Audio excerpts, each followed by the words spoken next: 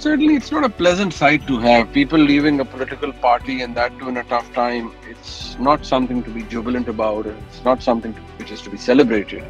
It is, on the contrary, very upsetting that for anyone who believes in constitutional democracy and the active role of political parties and their workers, it's quite upsetting, and it's quite shameful.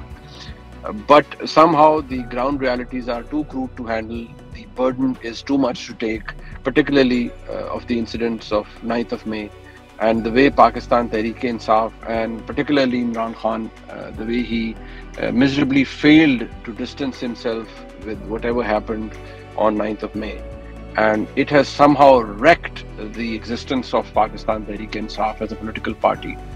No matter how people react on Twitter, no matter how many tweets you do, no matter how many presses you do, the burden is simply too much, and the blot is too tough to get rid of, and it's too dark to get away with. And I think it's going to take a lot of time for PTI to somehow, extricate itself with this incident, and it's going to be remembered as a black day.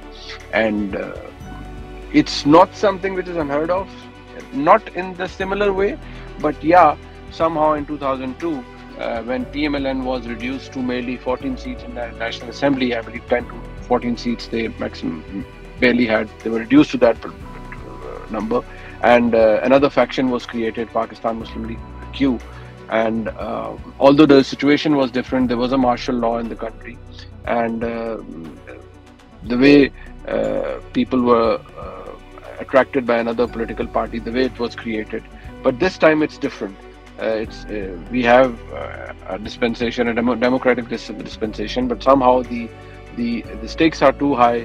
PTI, as a party, has conducted itself in an extremely awful manner, and somehow they've built this case against themselves. So if anyone is to be blamed for this mess, I'm sorry, it's Pakistan Tehreek-e-Insaf in general and Mr. Imran Khan in particular, because being the former Municipal Prime Minister of Pakistan, he should have acted more reasonably. He should have acted in a saner way, but he failed to do that. And I have, as a common Pakistani, I feel that this is something that should have been deprecated. This is something that should never have been thought about. This is something that should never have been planned. This kind of reaction on 9th of May after his arrest was completely uncalled for. And the way it happened, the way everybody went to military cantonments, and the way GHQ was attacked, the way Jinnah House was vandalized, the way MES office was vandalized, and the kind of slogans that were raised and the kind of activities that took place, it somehow has given a major setback to PTI as a political party. And I would say ever since its creation as a political party, this is by far the most gruesome setback that PTI has ever faced.